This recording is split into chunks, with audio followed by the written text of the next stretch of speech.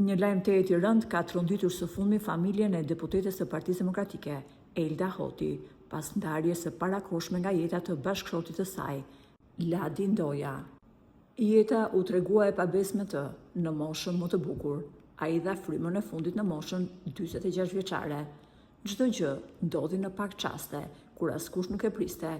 Mjekët thanë se bëhet fjalë për një arrest kardiak, por edhe pse bën të pamundurën për ta mbajtur në jetë, çdo përpjekje e tyre dështoi, duke shokuar deputeten dhe familjarët që tashmë i janë dorëzuar dhimbjes së pamas. Ladi njihet nga miqtë të afërmit si një njeri plot mirësi dhe si shtylla e fortë e shtëpisë. E dërmuar dhe me zemrën e thyer nga kjo humbje tragjike, vetë deputetja Hoti ka ndarë një mesazh me ndjekësit e saj, ku krahas fotos familjare shkruan fjalët e ndjera për bashkëshortin. Të prehesh në paqe, i miri i zemrës time, Ladi im, shpirti im, do na mungosh gjithë jetën. Këto janë fjalët e një bashkëshorteje që sapo ka humbur gjysmën e saj më të mirë dhe babain e fëmijëve të saj.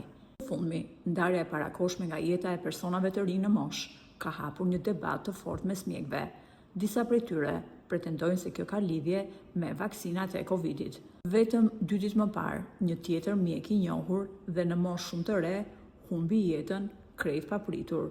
Kjo riktheu fuqishëm këtë debat, i cili nuk po zhvillohet vetëm në Shqipëri, por edhe në tryezat më të mëdha shkencore në botë.